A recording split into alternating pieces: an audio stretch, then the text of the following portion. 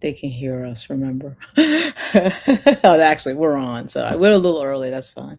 So, hi everybody. I have an expert on tonight because entertainment is a lot of fun. It's really an escape for me because I typically talk on politics, but I love to not be talking on politics all the time, particularly when something big happens. And when that happens, I have to bring the experts in. Okay. I got to bring the entertainment experts into the house because I am not an entertainment. I'm probably just like a casual watcher, just like everybody else. And so I've got Pam Entertainment on, and Pam Entertainment knows way more than I do about Diddy and about so many other things entertainment. So I'm going to let you go first about this day one in the Sean Combs trial in my hometown of New York. I'll probably be somewhere near there this week. I've got some friends rolling up into Newark tomorrow, but I want to hear your take on this very newsy day one. I was surprised. Go ahead.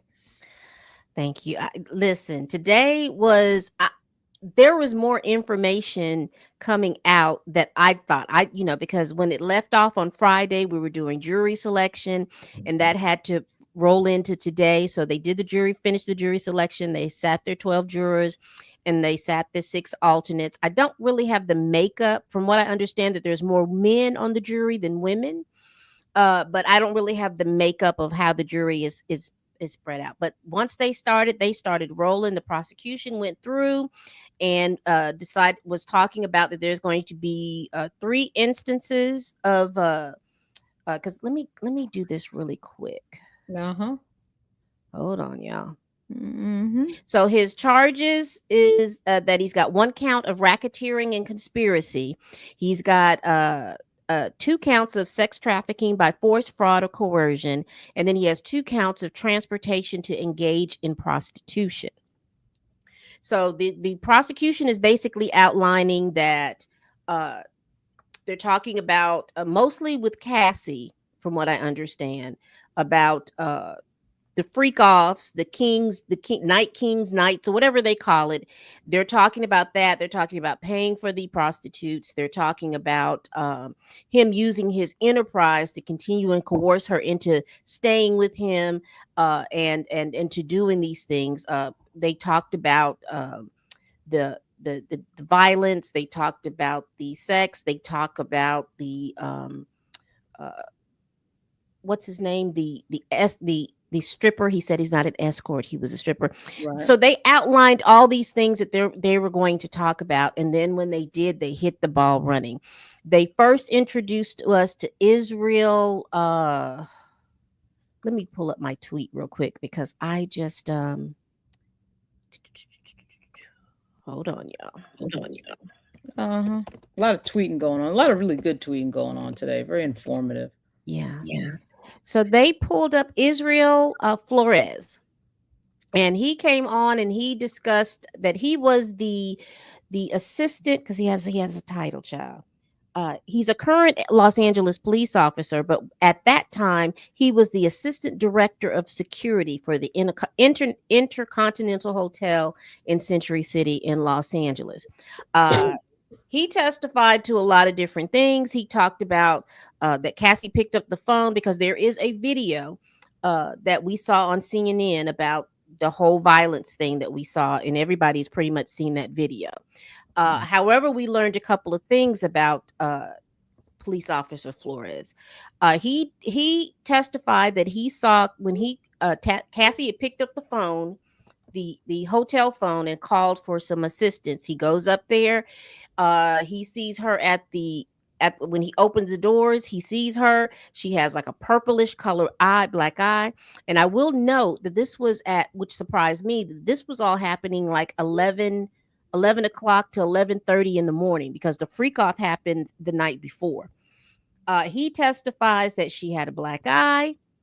There was a broken vase in the hallway.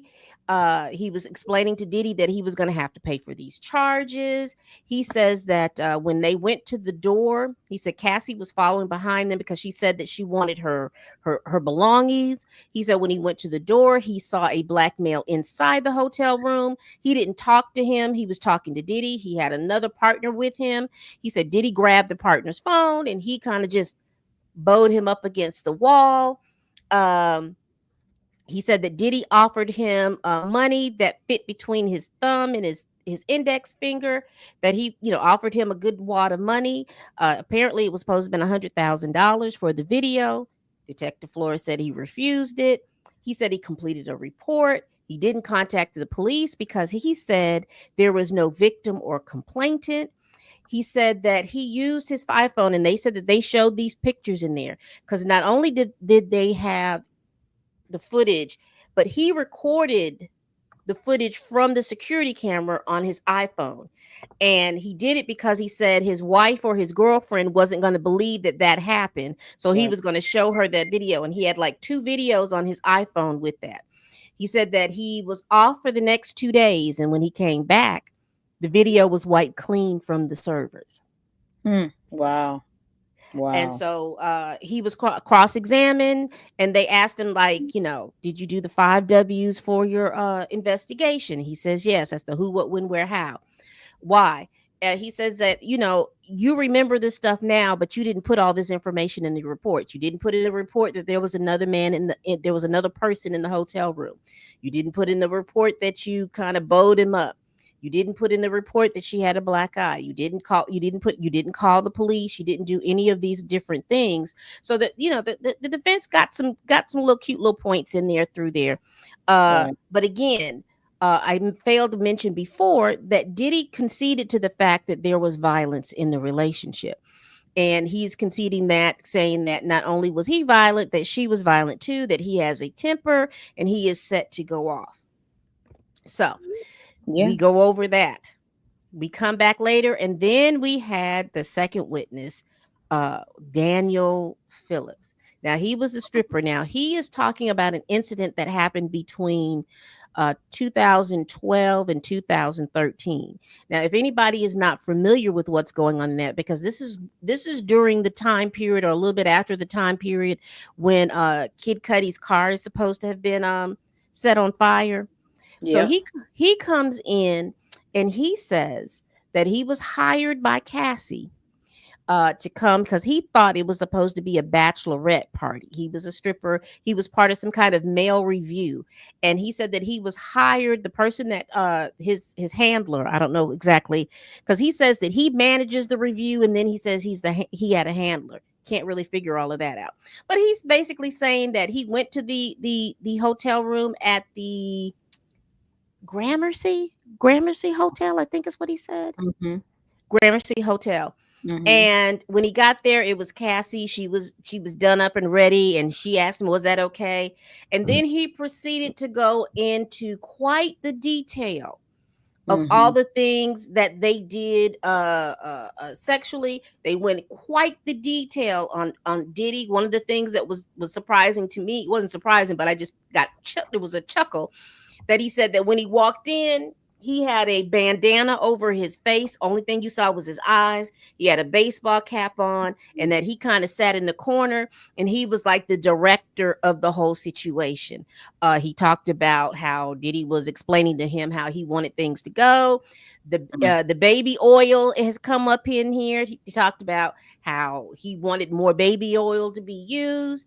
He also talked about that there was drugs being taken, drugs and alcohol and all kinds of stuff that was being presented by them. He talked about the different ways that they did certain things. He says that initially she was asking for some of this stuff, and then Diddy would orchestrate or direct how it was supposed to go. There was a lot of different things, and he said that he was paid between $700 and $6,000 per encounter. And he said that they did it at the Gramercy. They did Mhm. it at is it the Essex Hotel? Essex House, maybe. Essex House, yes. Mhm. They, uh, there was period that there was one time that at one of Diddy's homes and one of Cassie's homes, and there was another place too that they did it. They had the encounters. He Mhm. said that after a while he was down with it until violence. He said that that he had heard that Diddy, well, he was in one room, they were in another room, he heard the violence. He said then he looked and he saw some of the violence. She came out and she jumped in his lap, and I guess he tried to comfort her. I guess they were Mhm. talking. Next thing you know, they go back into uh uh their they start doing it again, and Mhm. Diddy was in the corner watching, and all this while he was masturbating during Mhm. the whole section.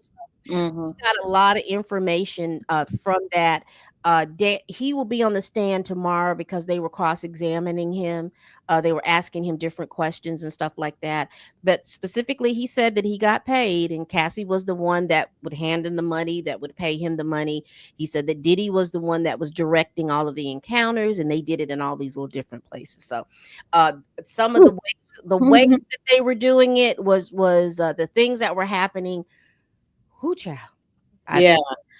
mean, I'm trying to figure out with this when we're talking about grown adults.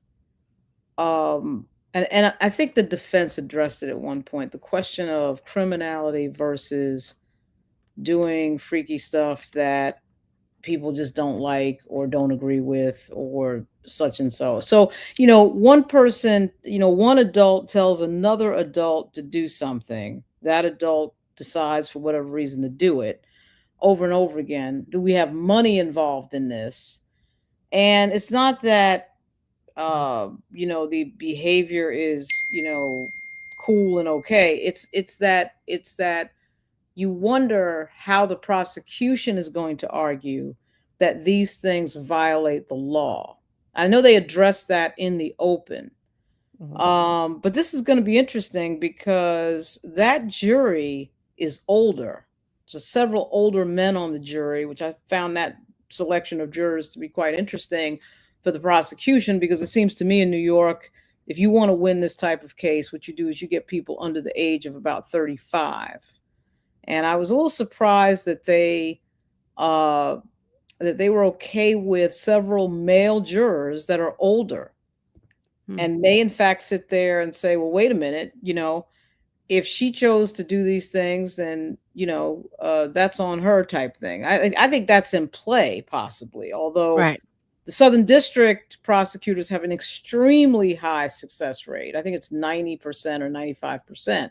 And I also think too, with that video out there of him beating up Cassie Ventura, that is hugely problematic on so many levels, almost to the point where I think that it's almost impossible to get around, for the defense. I don't know how. You notice that they did bring it up today, like they just mhm, brought it. And they figured, okay, we're just gonna get this out of the way.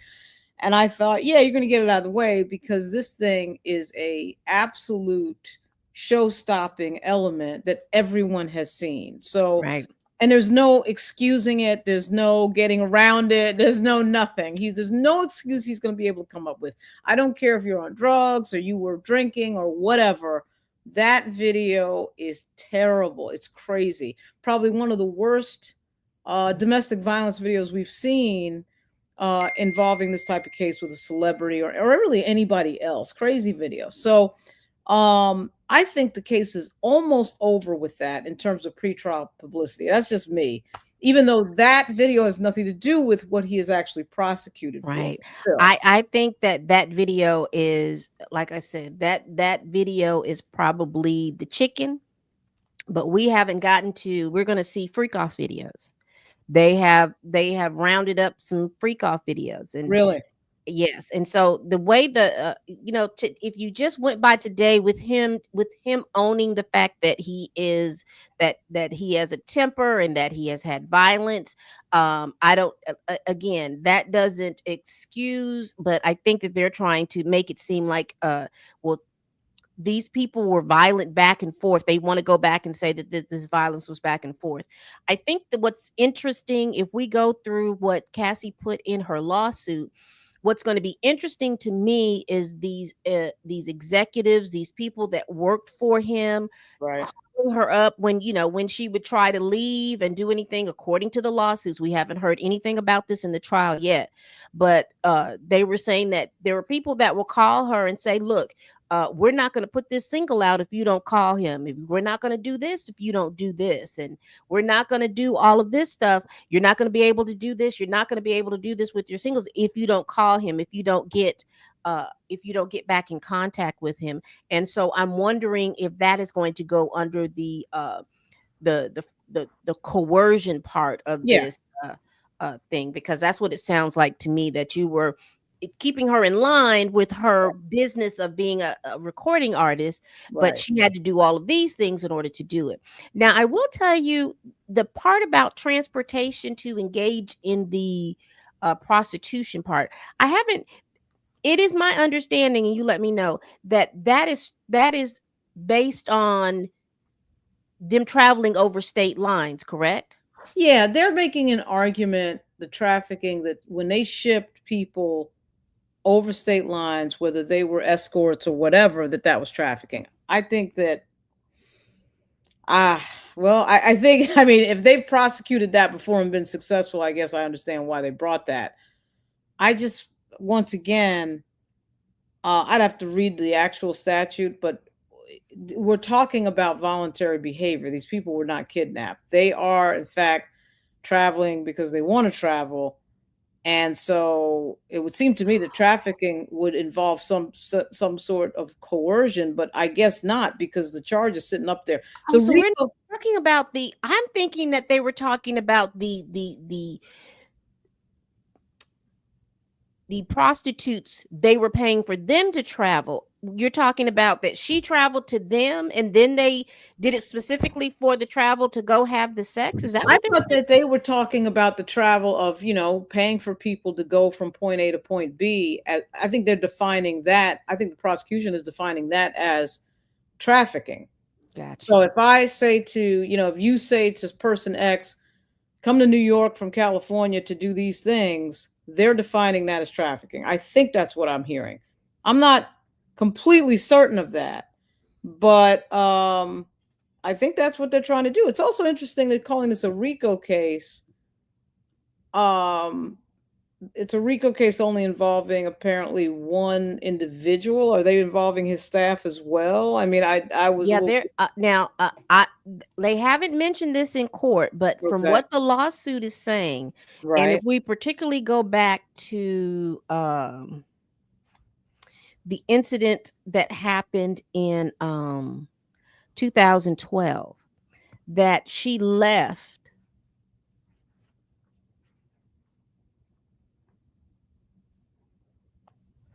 Let me go.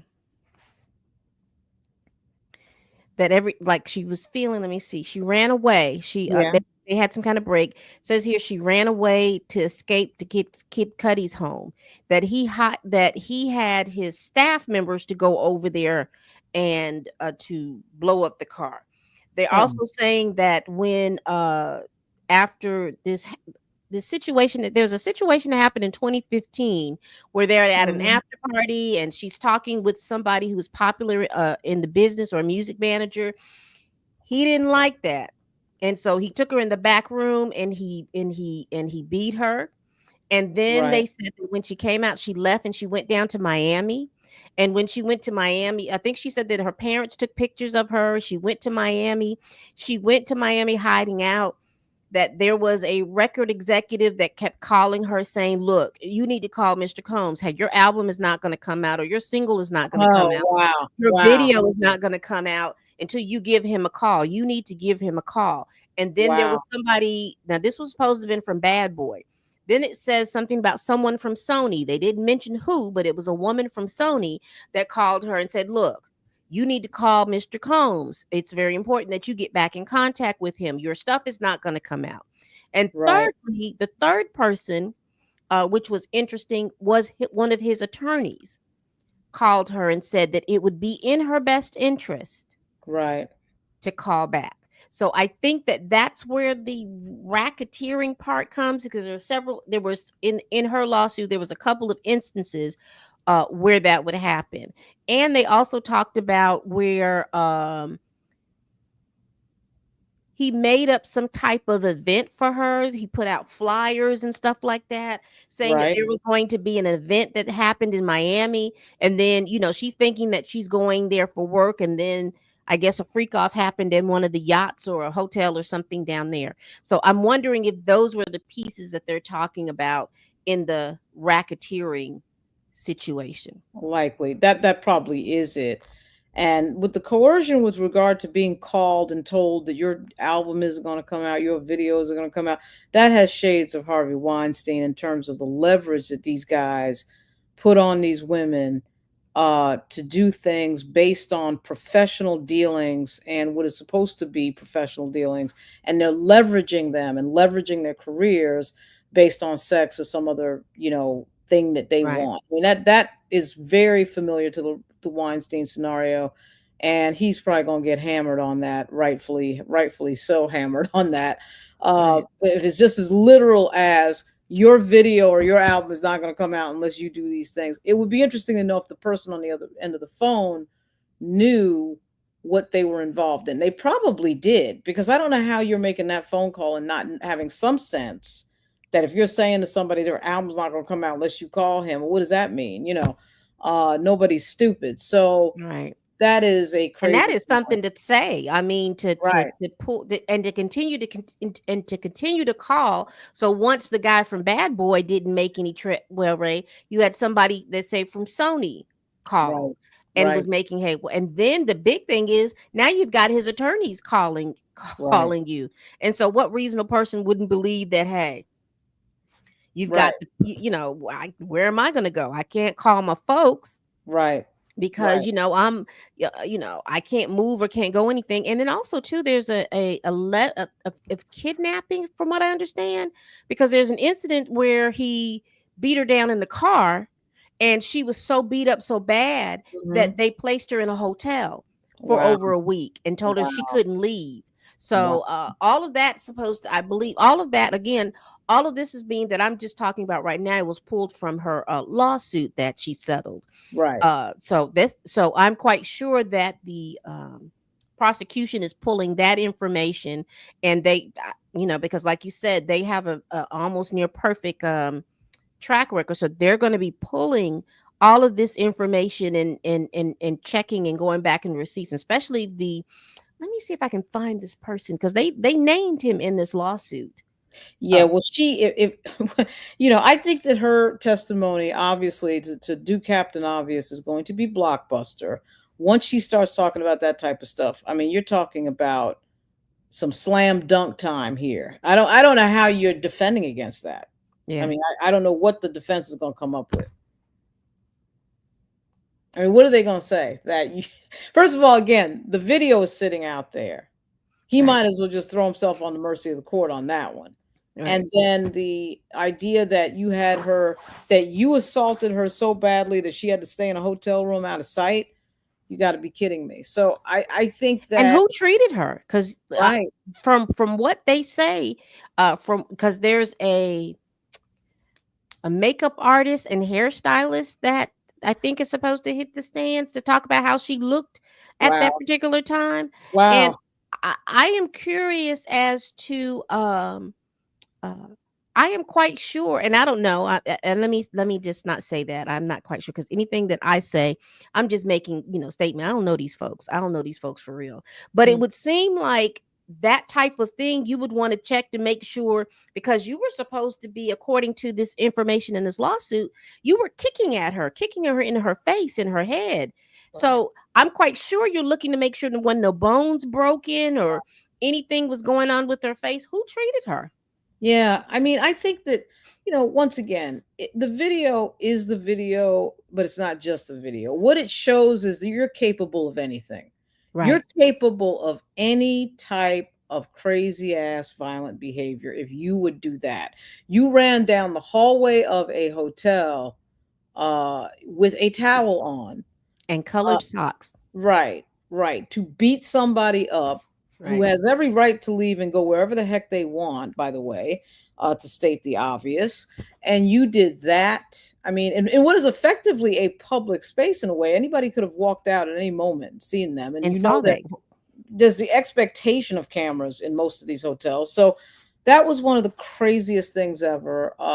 And then he, of course, denied it. Remember that the story of it initially came out and he denied that it ever happened. Then he got busted. Then he had to do an apology video because you look crazy and you look a liar and because you are a liar. I mean, so it was just on so many levels hugely problematic. Hugely Yeah. problematic. And here's the thing too. Uh they're gonna show these freak off videos. I don't, Yeah. you know, they're going to show these freak off videos, which is interesting to me. And I don't want to put cast any aspersion because, like you said, that there was a lot of men and there's a lot of older men. Hmm. And I'm wondering if these older men, I don't know if they put this in the voir dire part of it. Do they have children? Do they have girls, children, or anything like that? Or is that was the instance for that? Because again, if they're showing all these videos, and they also said in her lawsuit that he was threatened, basically revenge porn, that if you don't come back, I'm going to put these videos out and Right. everybody's going to see that you're doing all of these little different things. And Right. but anyway, but Otherwise known as extortion. mhm, I think that if I would have to guess, I'll bet they'll have the TV in the courtroom facing the the jury, jury and the whoever's on the stand might see it, and the judge, and then the rest of the courtroom won't be able to see it, I suspect. So the back that's what they had with John Majors, and it wasn't anything explicit. It was just the way it was set up was for the jury to see in that courtroom, but if you were sitting in the seats, you couldn't see it. So I bet you that that's the way they're going to do it, particularly given the subject matter. yeah. I mean, I think you know, I always look at these things from a wide angle lens view, and I mean, it is a always a travesty when you have this type of situation where it meets every stereotype in the world and it happens to be a black male on the stand. And Right. we're seeing these cases. We saw it with R. Kelly, we saw it with Bill Cosby, and now we're seeing it with this, where there is a certain level of oh, how what could I call it? I just think that the spectacle is so rooted in so many things historically in the United States, it cannot be coincidental. I also think it's not it shouldn't be. It should be noted that the entire prosecution team is white women. Now, I don't know why the media is hiding that because if Oh, the they didn't. I don't know if you heard earlier, Garrigo said it's a six pack of white women for the prosecution. He called them a six pack, and the judge had to admonish him for that. Mhm. So it's not lost on him. And it's not lost on there because when they talked about the strikes that they did, they were saying that they struck a lot of black folks off of their when they did those initial strikes. Like I said, that there are some black people that are on, but they struck off a lot of who the defense thought would be good jurors for their, and they were saying that they thought that they struck them off for because they were black. Well, it was like 6 or 7 people, I think, right? It was a Hmm. pretty good number of people. Once again, shades of John Majors, the same thing happened. There was a Batson challenge for that. The judge in this case, Subramaniam, decided that oh, it's not a big deal that they were, you're striking all these jurors that just happen to be black. So I find that to be problematic. It is not a coincidence that they're striking jurors that are black. And if you remember in the Majors case, the one black juror, they tried to get rid of her. They tried to kick her off, because she was probably back there going, "Yeah, I don't think so," So they tried to get her off Right. the jury. At any rate, in this case, I do think that it might have been a good idea for the Southern District to find a black prosecutor, whether that be a woman or a man. And I find it interesting. ABC did a whole chart, and so did the Washington Post, of all the prosecutors. And it was kind of interesting. They had every single picture of the defense attorneys. Then they had the one picture of Miss Comey, who is the lead prosecutor, the daughter of James Comey, by the way. And then they didn't have any other photos of the prosecutors. And I thought, let me look these people up. And sure enough, it was six white women. So I just think if it was six white males or six black males or six black women, we would say that just as Right. we would say it's six white women. So it's an interesting situation. Yeah, because initially, as I remember, when they were doing these indictments, the lead person at that time was a black male. I don't know what happened to him. So I don't. Disappeared to thin air. Yeah, it's probably one of his kids probably said, "Yeah, do you really want to get involved with that?" I don't know. I just think in the end, the evidence should win out, whatever the color of the prosecutors. But and the evidence I think is should be fairly vivid. You have enough people coming forward. It would be unusual, I think, if they lost. I'd be surprised if they lost. Although in the Weinstein case, they almost did lose. I mean, they lost some counts that I was like, wow, What's so complicating in these cases, and it was complicating in the Weinstein case as well, is when you have people who are having sexual relations with somebody that they later say is abusive, and they keep coming back to the person multiple times. And I know that a lot of folks in the sexual violence community say that that is prevalent. Prevalent though it may be, it's still a factor in the defense where the defense can say, well, wait a minute, if it was so terrible and so bad, then why did you come back 20 times? You see this in the Smokey Robinson case as well. You have somebody claiming that 20 times he sexually assaulted me. And I'm like, are you kidding? So that is a hard thing to get over, I think, for the prosecution in Prosecution. some of these cases, in some of these instances. Right, right. So we've got that. I'm hoping to see I'm hoping to see them make the connections, because right now it's like you've got two separate instances. Because I thought when they put this the stripper on the Mhm. stand, I made the assumption wrongly that he was the person in the 2016 incident, but he wasn't. And so I'm still trying to figure out who as the young folks say, who got flued out. We hadn't figured out who got flued out to go wherever they. It's just that we're just now just hearing of the freaky stuff that you all do in your bedroom, but I'm not seeing at this point, just to be fair, who was transferred, because everything looks like it happened in the state of New York from what we hear from this Right. the stripper. So it's just happening in the city, the state and the city of New York. So I'm not hearing where somebody got on a plane to go somewhere to have thing. You know what's interesting to me? You remember his drug mule? There was a case with him and he was charged. Hadn't heard too much to him. You think he's going to testify? Probably. You never know who will pop up. It really gets real when you put your hand on the Bible and you got to walk into the courtroom. Everything that happens on Instagram and social media and people talking and all that to me is completely meaningless until that moment when you start these trials and then Right. you really see the evidence. And so, who knows? Right. I would say it's likely, though. For some reason, I just think it's likely. And so for the human side of it, I was watching another blogger who was talking about this information, and they were talking about his family being there. And one of the things he said that struck him is that all the daughters were there, and that the daughters and the sons, his youngest child's mother, one of his older children's mother was there, which is interesting because he has one son whose father is going to testify in the trial, which is going to be interesting. And that son is in there in the courtroom as well.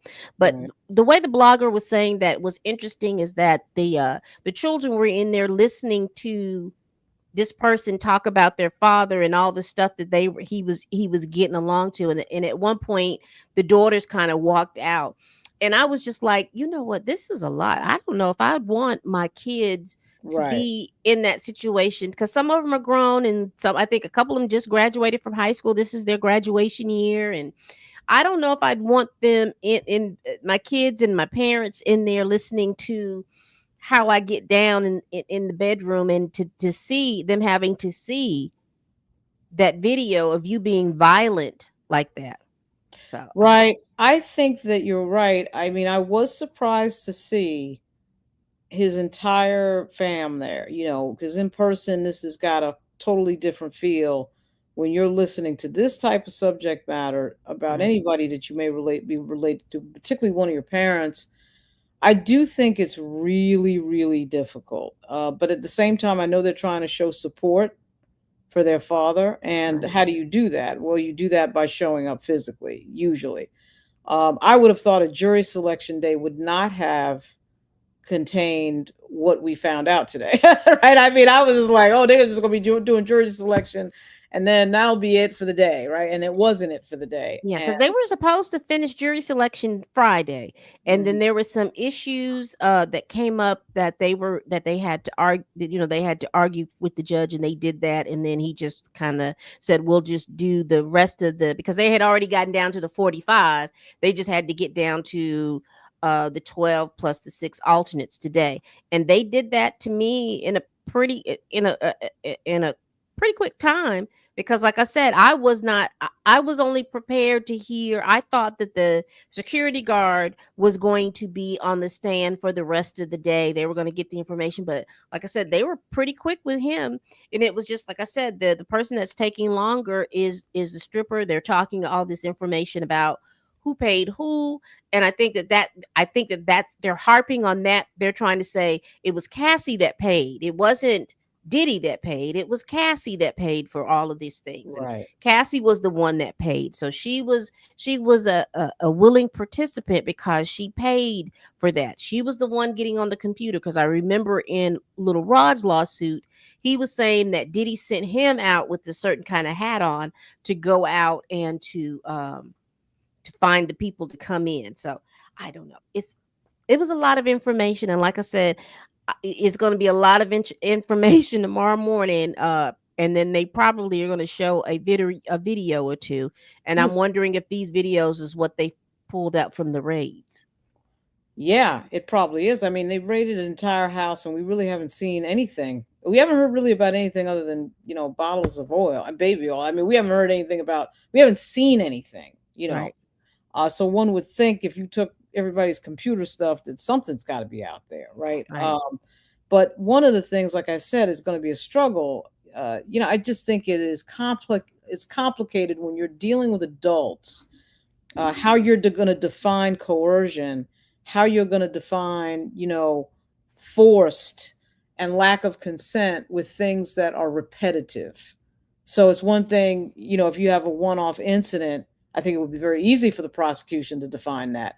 But when you're talking about, okay, yeah, well, we went back and forth 20 times, knowing full well where we were going, what we were doing, because we'd done it so many times before, Right. defining the word coercion for the prosecution, I think is going to be a key element of this. I just think Right. it's going to be hard to do that when it's adults, of course. I mean, if this was underage, this is the R. Kelly case, and that's a completely different situation. But we're talking about grown adults, so um, that's getting interesting. But I do think the bar is getting lower with regard to degrees of consent, and if somebody coerced you or quote groomed you, now all of a sudden it can be defined as illegal.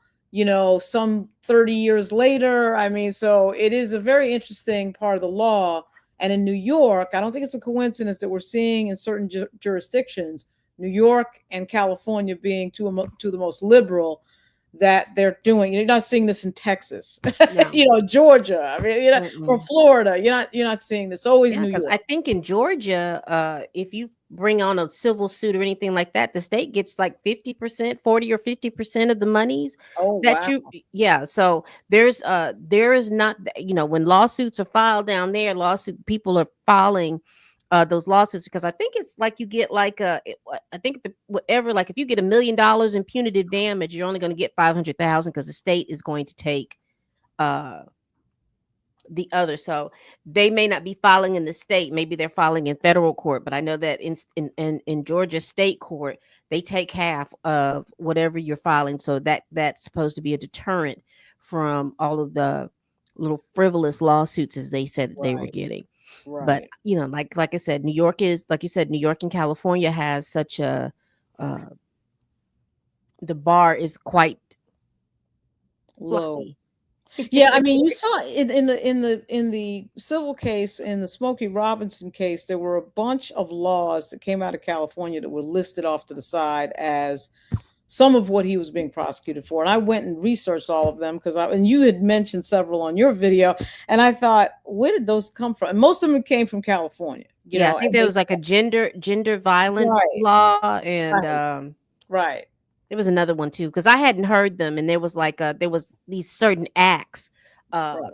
that were that defined those different things that I was not familiar with. But like you said, that's California state law, that they're having all of these little different things. And if you go back to all of the Shannon Sharp case, there are different things that he's being accused of. That I was like, oh, I didn't know they had these types of things going on. But again, Right. it's just one of these situations that, and I've said in that video, I've said it in any other videos. If you've got certain predilections, if you've got certain proclivities that you get engaged to, because it's not for me to say, but it always amazes me that you all have these proclivities and then they get out in public and then we say, oh, y'all are trying to persecute me.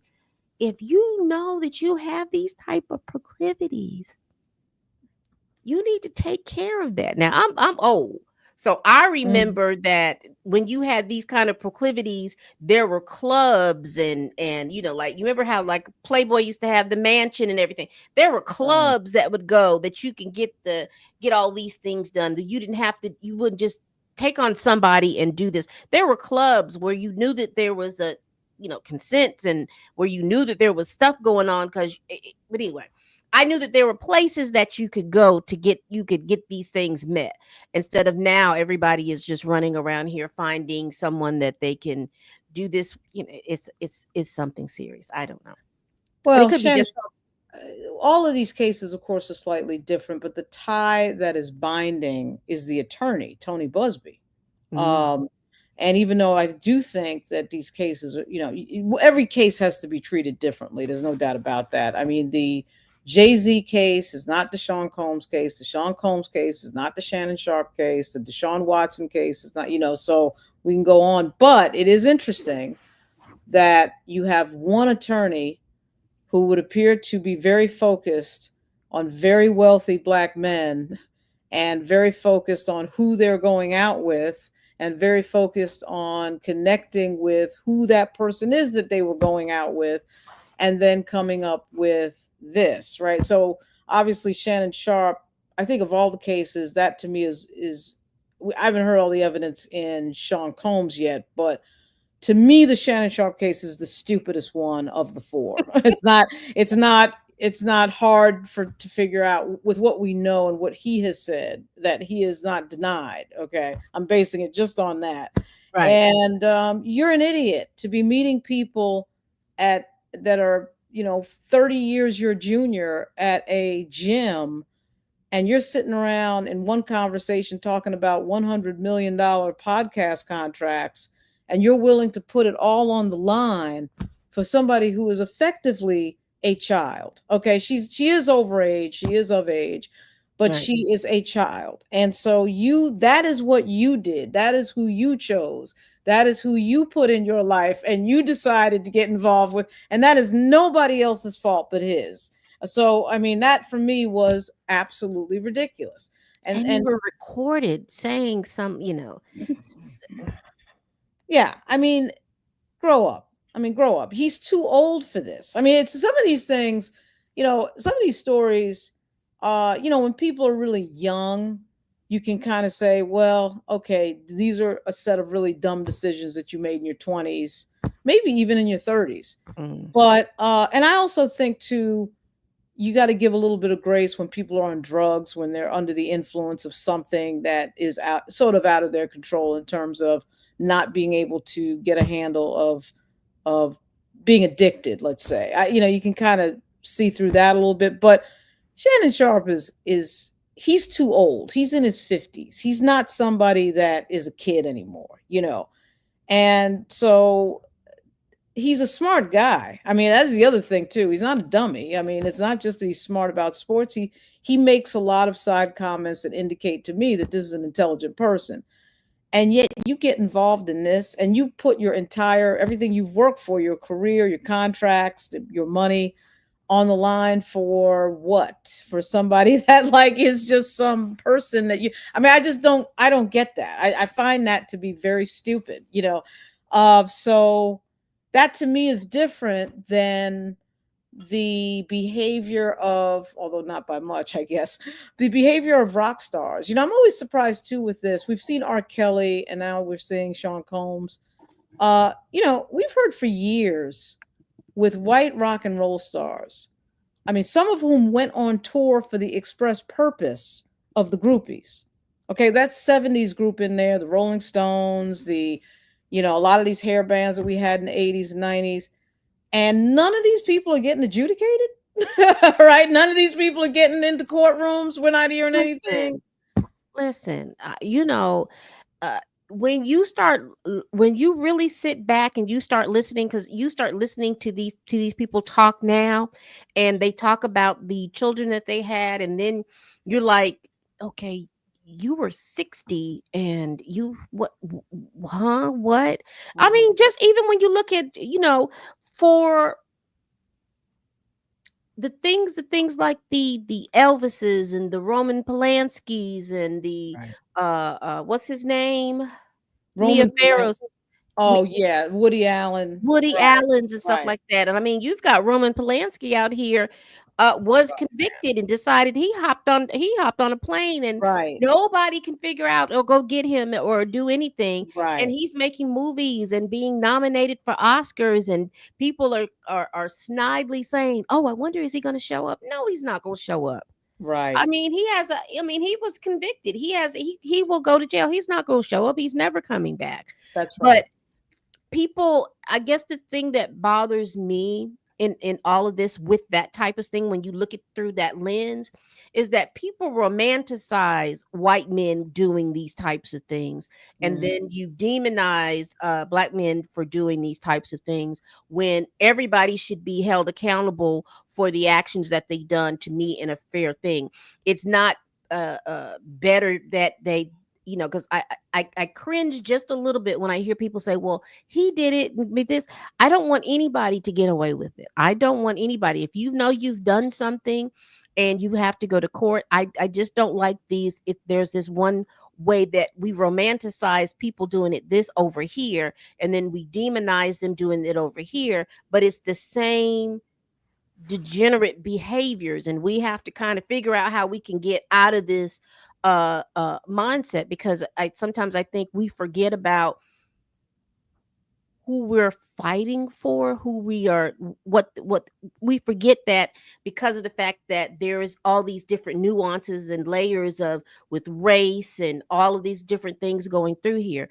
But like I said, you're right. These hair bands and things like that, and going out on the road, and and Mhm. half the people who are the groupies are anywhere between 15 and 22 years old, and they're in Right. places that it's a whole lot of different things. And I think that that's just Yeah. the I mean, there were songs. There've been several songs that have been written about underage women girls, that yeah. were out on the airwaves. Yeah. I also can't get over, even though I know it's a while ago now, the whole Jerry Lee Lewis scenario. He had two wives that came up dead mysteriously, and nobody really looked into that. And I'm thinking, like, what? And I, weren't I they just under think 15? Wasn't one of them under one of 15? them, the first one was a cousin under 50. That was like back in the 50s or 60s Okay. that happened. It did damage his career. So it wasn't like it just happened and nobody paid any attention, but he Mhm. was very young too at the time. So it was like a 19-year-old and 15-year-old. As I say, it was okay, but I'm saying it's two teenagers as opposed to the Shannon Sharp scenario where you have a 50 something and a 21-year-old, that.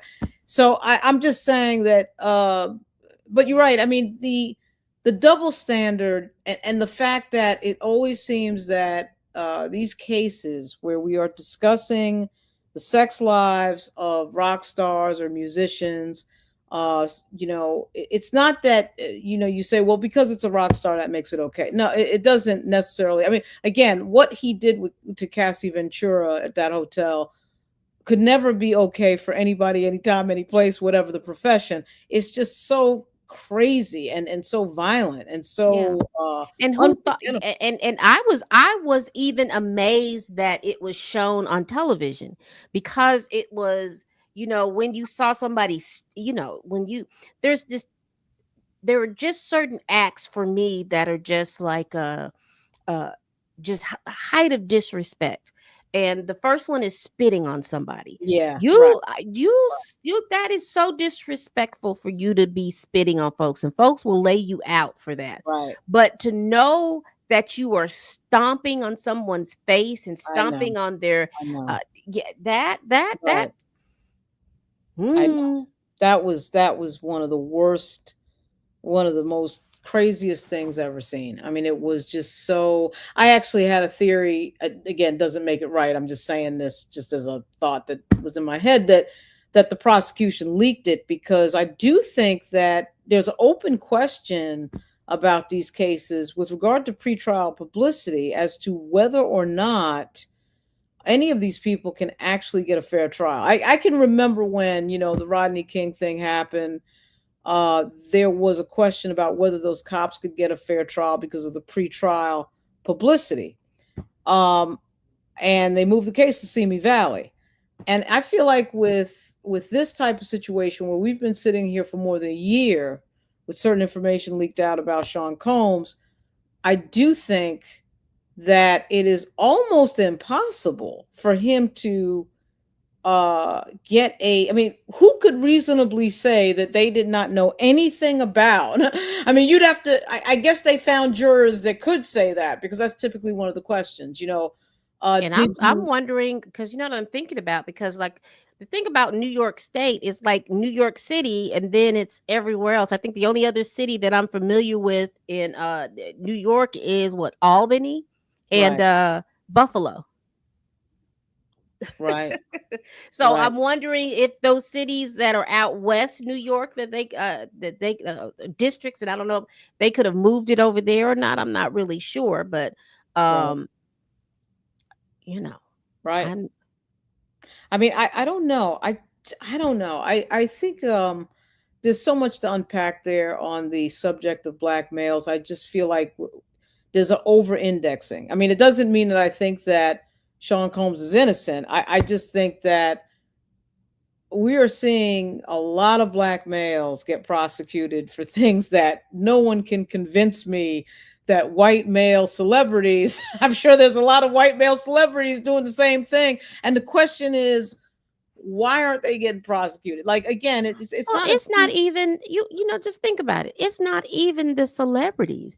I'm just thinking about the average Joe Smo. I'm still thinking about this case, and I think it was in California, where this man took this woman behind a dumpster, and people came up and saw Mhm, graping that person. mhm, And the judge said, I don't know if I'm mixing two cases or not, but I just remembered that this person didn't get any jail time, or the or he was convicted, and probation was done. I can't remember the case, but even with the thing, because there was another case where the judge said, "Oh, I'm not going to do that because this is going to hurt your record. It's going to follow you," because he was going to, whoever this person was going to have to register as an offender. And we don't want to do that. We're not going to. And so you see it with average people. But yet I remember the young man who was a football player, and the girl lied on him. It was public. He mhm. was convicted, and then turn around, she comes back and says, or they tape her saying that she knew it didn't happen, but she was going to get the money from the schools and all this other stuff. And so this particular person spent a few years in jail, and it was a big, Right. it was a big and a huge case like that. So yeah, I just think that whether you're a celebrity or not, uh if you have the complexion for protection, they're going to do whatever they need to do to protect that. It doesn't matter if you are, because look at the president. I mean, he's got Oh, cases. right. He's been impeached. He's been Right. all this other stuff, but he still continues to move forward. But had that been Barack Obama, I Right. mean, they Oh, they crucified him for wearing a gray suit. So you just think, yeah. Trump is the ultimate example. There's no doubt about it. There right? is certainly a double standard there, and I do think when we see these prosecution teams of, I mean, all white women. There wasn't one. I mean, you don't have anyone. You don't have a Hispanic woman. You don't have an Asian woman. Like all white women is the. I don't know. I just am suspicious of these patterns because they do coincide with a certain history, particularly in the South. Although the North has not been innocent in this, but I'm just saying that it kind of reminds me of the thing that went down with the Central Park jogger and the Central Park Five, where you just there was just an assumption of their guilt before anyone actually investigated. And there's just sort of an automatic pilot when we talk about sexual violence. It wasn't that, it wasn't that Tarana Burke was. It's just very a well-intentioned thing that a well-intentioned conversation that needed to happen is Mhm. what she started, and then frankly, in my view, it got stolen from her by a bunch of Hollywood actresses that wanted to talk about their stuff in Hollywood. But her intention, I thought, was very good, which is to Right. have a conversation about something that nobody was having a conversation And a about. safe space for you to have that Right. conversation. Exactly. Exactly. And I think that since then it's been kind of turned into something else that I don't think that she necessarily intended, which is part of that is in Tarana Burke's book. No relation, by the way. And I think understands that it kind of got co-opted a little bit. Right. But And as it's far as hard because I've seen her on interviews, and it's hard for her to try to when she's talking about it, because again, that Me Too movement was so co-opt and turned into things, and I think about how now even with certain things, because now everyone is talking about black fatigue, and they have switched it and turned it into white people are just so tired of hearing black people talk about racism, and that's not what black fatigue is. And it's the same thing with woke. Everybody is running around here talking about, oh, these people are so woke, they're so this, and the meaning that they're using that word for is not the way that that word was intended or it came out to. But it's always interesting to me how when things are co-opted uh uh and is used in a manner that wasn't intended to in the first place. So yeah, that's mhm. right. No, that's right. That's right. Okay, let me think. Anything else? Anything else? I mean, tomorrow's going to be pretty blockbuster. In fact, I actually think tomorrow could be the whole case. I think Wow. Cassie walking in there pregnant and then telling that story. And then I'm sure she's going to tell a bunch of things that we don't know anything about, you Do know. you think her coming in, because I don't know, she looks like she's anywhere from 7 to 8 months already, 7 to 9 months. Mhm. Do you think that they're coming in telling her story while she's is with child? Do you think that that will have a big impact on the jury, or you just think it's just they're just gonna Uh, I think it's bound to have an impact on the jury, but I do think that even without it, what she says is going to be it can't help but to be explosive in yeah my view. I mean, with what we already know, if she just stuck with what was talked about in the complaint, we do have to sort of, I guess, do a say that just because it's in the complaint doesn't mean it's true. Because you really can write anything in a complaint because it is correct shielded from defamation. But he did settle it. You don't settle things for that much money, and it's all just a right bunch of lies. So there had to be a reason for that settlement. And again, with video and then her coming in, I mean, there could be a lot happening tomorrow. A lot. Right. And like I said, as I was going through here and juxtaposing what they who the people, the witnesses were Hmm. versus what was in the thing, that you can kind of get that this is the playbook that they're using. They're pulling this information from this lawsuit, and they're putting it in because, like I said, this person that's on the stand right now, he is listed. He pretty much confirmed what was in here in regards to the 2012 incidents with the baby oil and being in New York and having the freak offs happening in New York, and how those things interplayed and everything like that. So I just I'm refreshing myself. I'm going back through this. It was about 35 pages. I'm going back through those 35 pages and highlighting. And like I said, once I read the information from the what is that? Who are they? The inside. I keep forgetting their Mhm. in-house press, inside press, whatever the name is. Shout Yeah. out to them. Yeah. And I've just been going back and I'm like, oh, okay, so this is where they're getting this information, and these are the people who they're presenting to show that this information was correct. This is the information that happened, because like I said, they have the security guard from the Intercontinental in Los in Century City, and Mhm. then they have the stripper from the Gramercy Hotel incident, and he's talking, and it's pretty much lining up. So like I Wow. said, I'm interested to see what the defense has for the stripper tomorrow in regards to that. Are they going to pull out that who paid you? Every time you came out there, who paid you? Talk about what she did, what she said, they're probably going to pull out all the stuff that Cassie did, because from what from what they were talking about before they rested for the end of the day, he kept asking them question about, so you understand that prostitution is illegal, you understand that you worked for this, and or any of those things like that, because there was hold on, Lauren, and then I'll be through running my mouth. That's There fine. was a phrase Mhm. that they used that interested me. I was like, I've never heard this phrase, and it was witness number two. Witness number 2. They talked about the baby oil, the bandana, the drugs, the freak offs, the beatings.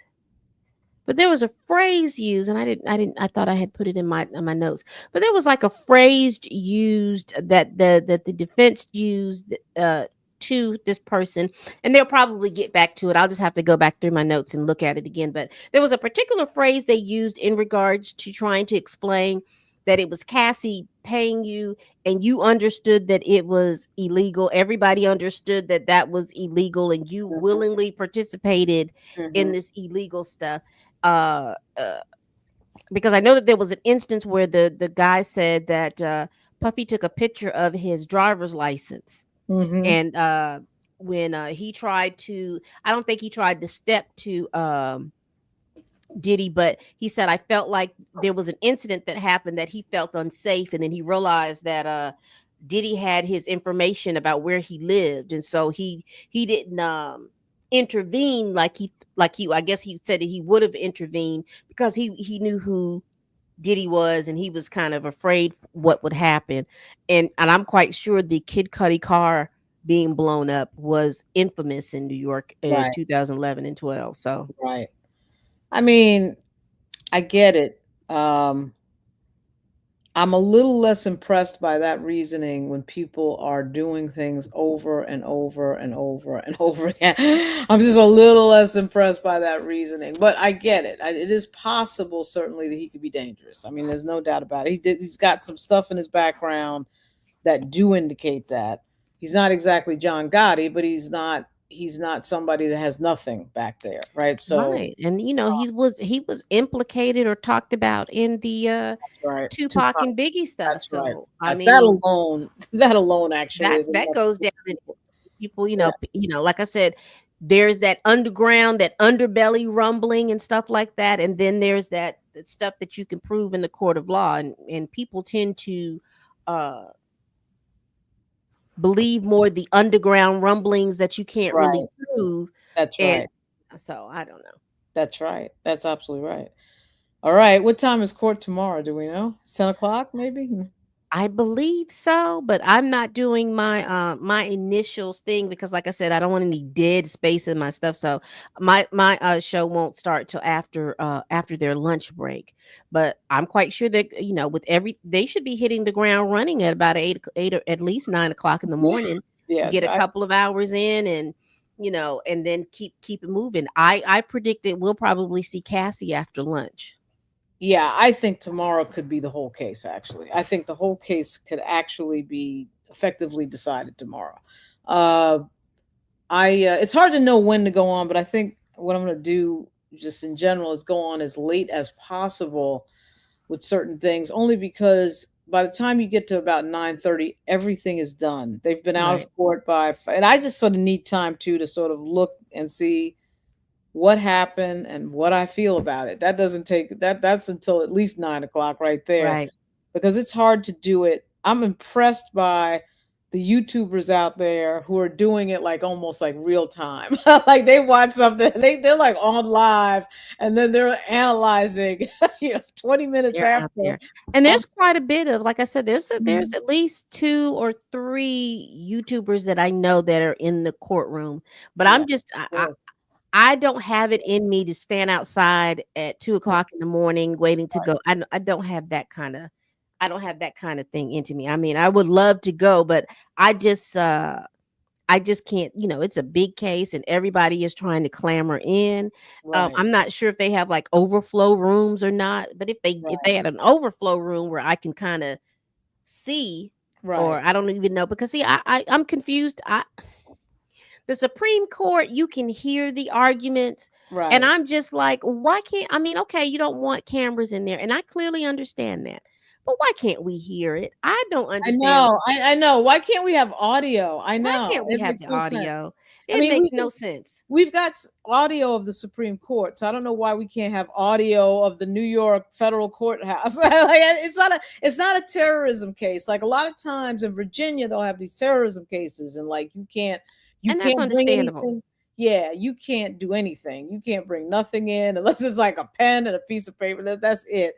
And but with this, it's like it's a celebrity. I know it's definitely not a frivolous case. It does Right. involve violence. It does involve, some very serious topics and crimes or alleged crimes.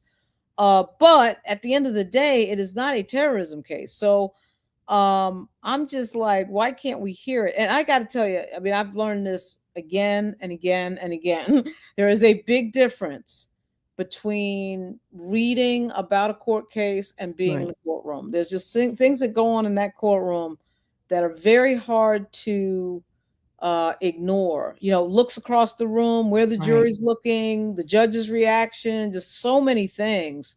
And so being in the court, and the John Majors one was an absolutely crazy example of that. Right.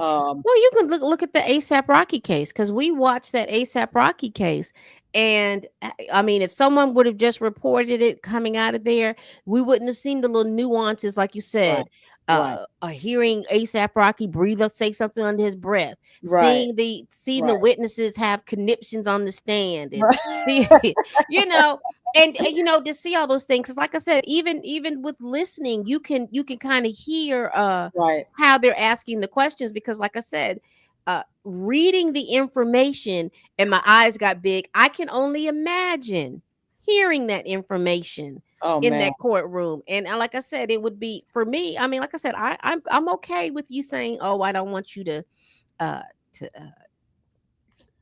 show video," because right, the court illustrator, baby, I don't, every day they are showing me somebody different. Because if Diddy doesn't look like Chris Rock one day, he's looking right, like R. Kelly the other day, he was looking like right, all these different people, whoever's illustrating.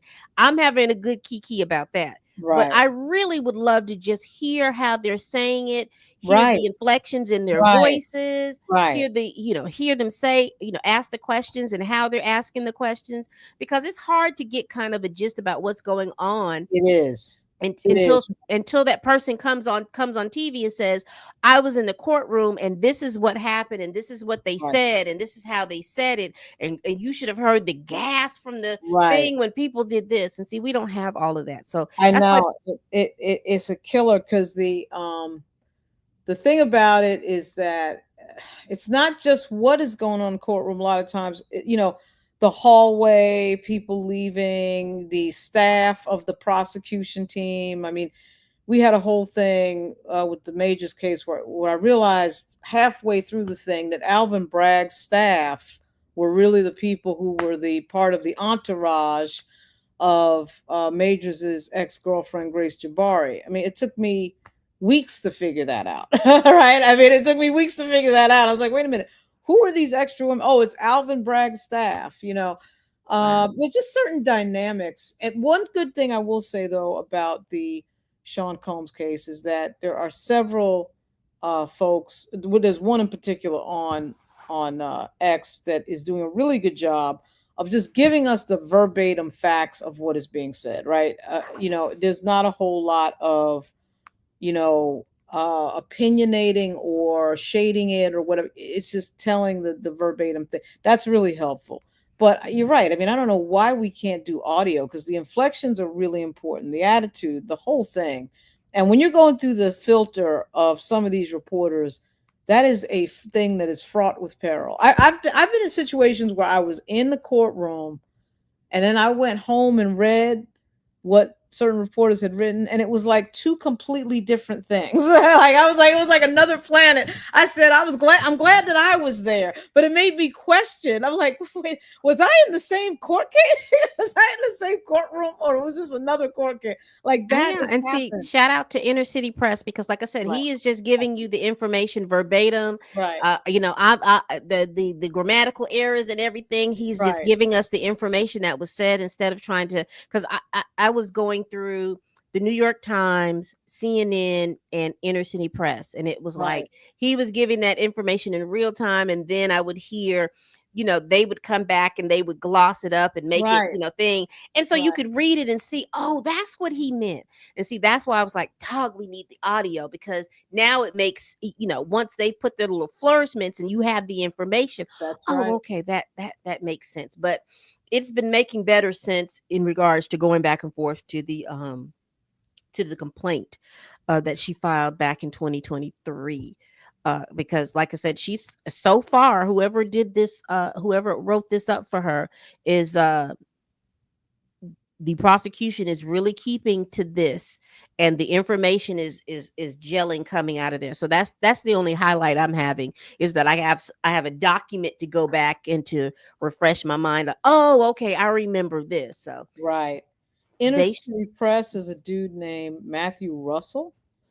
And Matthew Russell for as Inner City Press covers SDNY, the UN. Yeah, this guy, we gotta hope that he sticks in there and doesn't pull off on something else, because right. you always have some person. And again, with Majors, it was Danny Atherton. It Mhm. wasn't until I saw what she was talking about, and I'm like, uh-oh, this is going to be another one of these cases where you got 20 white reporters sitting up in there that are writing generally the same thing. I mean, I don't want to overgeneralize, because AP was pretty good, and then there was a guy from Courthouse News that was pretty good on John Majors. Mhm. But you just get some fiction writing. You get pure fiction, right? They'll just leave stuff out. Like the worst is when some gigantic fact is left out of the reporting. It's like, are you kidding me? Like, and there's no way to know about it unless you have a Right. Danny Atherton in there. You don't know nothing. Yeah, because like I said, when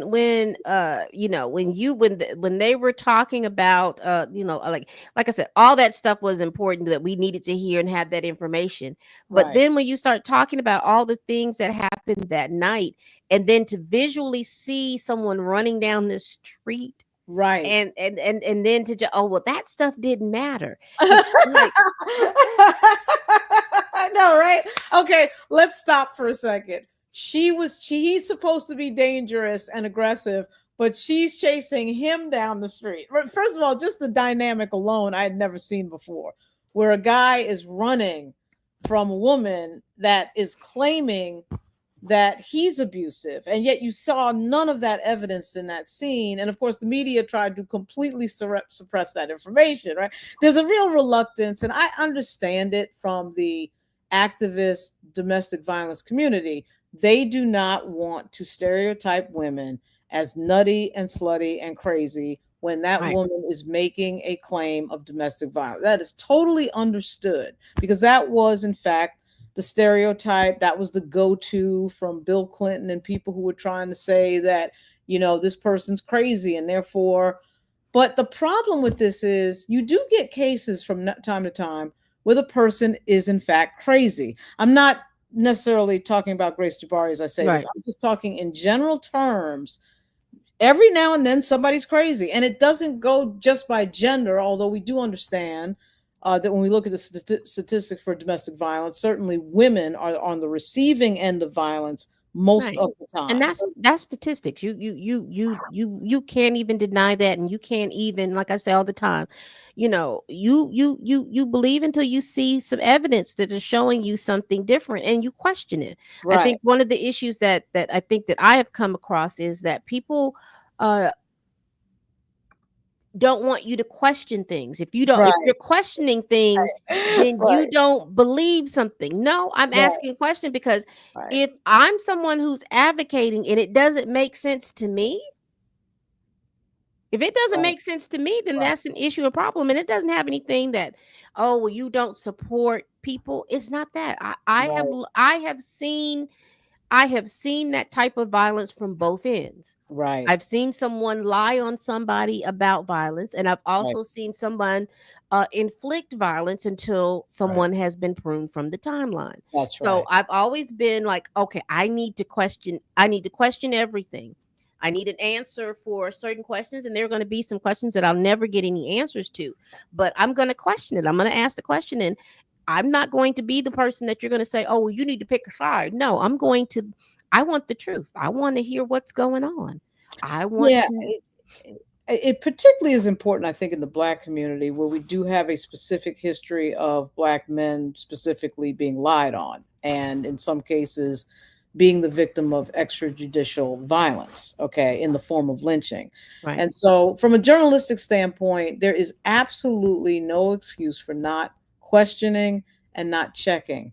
right, And the thing that the Me Too movement did that I thought was particularly questionable was what you just referred to, which is any sort of questioning was met as you are a rape apologist and you are slut shaming if you dare to question anything. Now, once you get onto the level of not questioning anything, that means that the people who like to play games know I can get away with saying anything and nobody's going to question it. You're basically mhm, sending up a bat signal to liars, and there right, always are going to be liars in any population on any topic. And this is not to say that that's the majority, but all it takes is one to destroy somebody. So you got to be careful with that. And I'm shocked at the reluctance. Because, see, I mean, may she rest in peace. Virginia Giuffre, who accused Prince Andrew, who passed away recently, hmm, always believed that woman primarily because she had no fear of questions. I mean, what I tend to find is that people who are not telling the truth always have a fear of questions, but mm, the ones that have no fear, usually what ends up happening is they're taking all comers. I don't care if you're asking me anything, I'll answer. I don't care. And I don't right. even care if you don't believe me. I'm boom, I'm saying it. I'm going to answer the So question. Yeah. things like that. And it's just I don't know. You got to be really careful because there's a lot of money on the table when we're talking about billionaires. Sean Combs is a billionaire, and so I Mm, always have to. I know that I've never been into Sean Combs. I always thought he moved weird and just I just never particularly liked Sean Combs. But I do understand whether I like him or not. He's a multi-billionaire. He's not just some guy walking down the street, and we're seeing a little pattern here lately of millionaires and billionaires, and particularly in the case of Jay Z and Sean Combs, just happening to be accused of a bunch of stuff that is preceded by a demand letter asking for money. Uh, right. in the case of Jay Z, they're not even trying to get into a criminal case. It's just straight for the money, right? I So I'm know. like, that makes me extremely suspicious. I'm going to check that, and I am Oh going yeah. to. And then the threats of outing you if Right, we don't do this. And right. then now we're in this situation where That's right. you're being charged, That's you're right. being sued for that. You put my name out there attached to something, and then you find it out you didn't even vet your client to the point where she's been, because I think I read the lawsuit that Jay-Z filed here in Alabama, Right, and he's basically saying that the initial law firm didn't even vet right, the situation, didn't even figure out, because again, I remember Blue and I were doing the thing, and then we started asking questions. Okay, right, the VMAs, because the right, things that she was talking about when she talked about, because my question was, I've been to New York City. a couple of times, but I don't ever remember seeing where they have like mansions that are coming off the street. Now, granted, I'm not there when where the rich people, but I'm like, Right. I've never known anybody in New York to say that they took them 20 minutes to get anywhere. Right. Right. That's right. That's I've never absolutely heard right. anybody say it takes them 20 minutes to get here. And then when you start, because all we did was what was it, Google Maps, and went down, and I was like, well, 20 minutes this way or five. We don't even see any of that going on. And then to talk about, because I was like, it's strange that because I was like, space is such a big thing. I remember saying space is such a big thing in New York. I don't see uh limousine drivers just sitting in front of the venue Right. That's and right. just sitting there, and they're just waiting for their fare to come back out. And I'm That's like, it looks like they would have gone someplace, even if it's to a parking deck or some, or they went back to their place and would come back when it was time. I just don't see exactly. anybody just sitting there like that. And then Exactly. when they started talking about, because initially when they said, oh, well, her friend dropped her off, and I was thinking, well, where is this friend, and what kind of friend do you have that's going to drop you off to this thing? And with her being that age, I'm like, that means, and then my question was, most people in New York don't drive. They have good public transportation. They wouldn't drive downtown. They wouldn't drive there. And then to find out she lived 5.5 hours away, and then it's like, okay, that really doesn't make any sense. For her to make the show, she would have had to leave in the afternoon, and Right. she would have had to have not been in school that day. Right. Somebody would have remembered that she was not in school at a certain time. So That's right. No, it was a mess, and clearly there's a huge problem. Her own father really threw her under the bus, and it shouldn't happen. I mean, it should not happen that Jay Z is reported as raping a 13-year-old, and that news went around the world, and nobody verified it before it went around the world. right. And so it becomes, I mean, I've had people say to me, because I've worked for elected officials, well, we had to report it right then because it was elected official. Jay-Z is not an elected official. That didn't have to be reported right then. He doesn't have his hands on the nuclear codes. There was no reason that information needed to be published before it was checked and vetted. So it's all about the click rate. It's all about Right. the ad clicking. I mean, that's all that is. And we find out that this woman is documentably batshit crazy. I mean, it wasn't even like a ooh, wait a minute, we can't figure it out. This stuff is in documents. Yeah, and they said that So she has lied before on some stuff. right, So I mean, no one did any vetting. It was like, right, ooh, she mentioned this person. And right. then you didn't even think about going through, was it provable that you could go all these places in the time that she said that you can do it? And That's it right. wasn't until the people, because like I said, it was the internet sleuth that were like, and I mean, didn't even That's take a right. day. That's That right. don't even make sense. And Oh, then you're supposed to be this hype, you were so hyped up of getting these right. numbers out, but look what's happened. You Yep. getting those numbers out, I'm quite sure this is how Shannon Sharp's person figured out that they could call. I wonder if I could call Right. them and they would That's be exactly interested. right. That's exactly right. That's So, exactly because that happened right after. I mean, that, right. that could not have been a coincidence. And by the way, I love the internet sleuths. I love them. I mean, they had photos of Jay Z at the party on the night of the award. I mean, they were better than the police. They had where I he mean, was and everything, and they basically exonerate him with facts and right, documentable. What I love about internet sleuths is they always bring like tangible evidence. right, It's right, always right. like audio or as photos or video. It's always something like that. And it was so And I mean, I'm not trying to minimize, but I was just saying it didn't take a private detective to have to right, go through.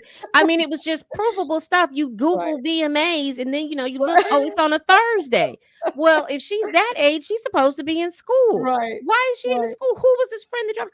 Oh, well, she lived in Buffalo. right, Now, oh, well, how far is what? That's five right, and a half hours. Her father, like I said, he would remember having to drive that far to pick her up. right. And because that's not a he may not remember, let's say, some particulars, but I would remember when my 13, 14, 15-year-old was in this New York City on a Thursday that had gone to the VMAs that skipped school, I would remember having to have to drive, and that's a 10-hour drive going and coming back. Exactly. Remember having that thing and then not having a conversation, because that's Exactly. that's what that's what floored me. I was like, I don't care who that was. If your dad picked you up from the Right. thing and you don't think that you were going to hear his mouth for at least I three know. hours in that I drive, know. I I'm know. I know. sorry. Come I'm on. so sorry. I No. know that it was completely ridiculous. And he what we found out in his case was he did lose some opportunities. He was damaged, financially, although I understand that that's all relative for him. He is a billionaire and I get that, but still, he should not have had to go through that. I mean, that Yeah. was ridiculous. And it So, was sad because of the fact it came out right when his daughter was doing her right, Lion King thing, and right. it was kind of tainting that particular thing, because people were That's like, right. why is he there? He shouldn't be there. That's his child. He's That's right. and then it was just like all the, so he made it so that he wasn't being seen, and he took Right, like one or two pictures, and then he scurried out of the way. right. But again, that shouldn't have happened to anybody, whether he was a Right. billionaire or not. But that That's right. shouldn't have happened to anybody without proper vetting. And like you said, here you are, you put it in a lawsuit back in October, and then you switch the thing out because you're threatening. Well, they said it was you. Right. Who was, they never did say who the woman that was supposed to have been there. They never mentioned who Oh, that well, person I mean, was. what does Tony Busby care, right? You throw that Yeah, in there. Tony Busby has, by the way, a weird habit of doing that. Okay, well, ooh, there was another person there that was watching. I mean, give me a break, man. Either, first of all, I'm not a big fan of this Jane Doe thing unless somebody is a minor. right, Okay, whether they were a minor when this thing was alleged to have happened, or whether they're a minor now. In this particular case, they were a minor when it was alleged to have happened, but still, that you didn't have to Jane Doe the second person. So if there's a person there, then say who the heck the person is. What I found is anytime someone goes unnamed is bullshit. That's what I found. Like I've had too many cases now where somebody says, like, I remember in the UVA rape case that happened where the whole thing was a complete lie. The woman whose name, her Jane Doe name was Jackie, alleges that an unknown dean was told X, Y, and Z. Well, just name the dean. I mean, why are we acting like you can't name the dean of the school? Like, so, and of right, course, the dean was later named, and then the dean sued and won $3 million on defamation.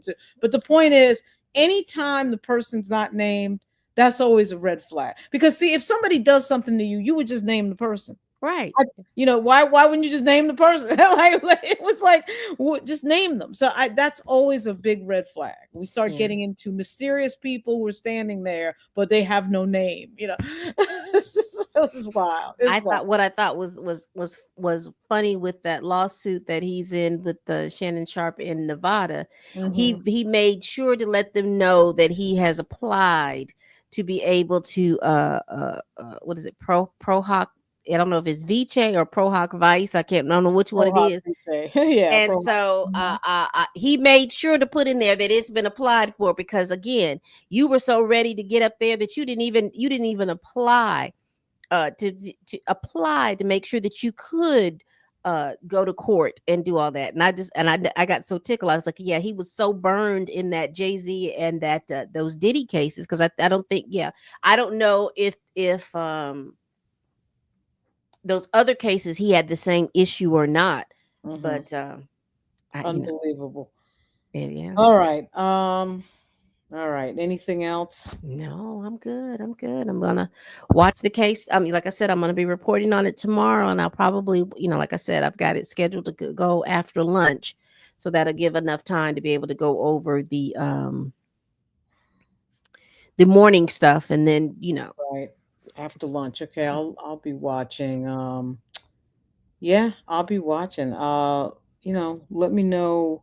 Well, let's see what happens tomorrow because yeah, I do think it's going to be a rolling firehouse of explosions with Cassie walking in there. I just think it's going to be the Cassie Ventura hour and day, and so yeah, they're she going. deserves her moment. I think. I mean, probably put up with a lot of nonsense that she shouldn't have, And And whether just to think her career, I just look at right, the fact that because right, I the one song that I remember, I thought it was a decent song, and then you didn't really hear anything else because, right. you get caught up in all that other stuff, but you're That's right. holding this career and the career doesn't go, even though, she had some acting things and all that other stuff, but, uh, and don't quote me. I don't know if her career was going to take off from that one little song, but we'll never know because of the fact that, That's right.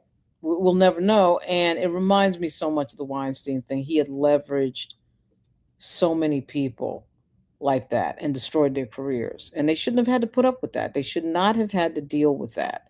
So that's crazy and it's not right. So, okay, Pam. Until next time, I'm going to try to get into the rhythm of doing this a lot more. So we'll see yeah. what happens. All right. All right. All right. Thanks a lot. Thanks everybody. We'll be back, and you will be back a lot quicker than I will be. So I'll be looking out for you tomorrow. Thanks a lot. All right.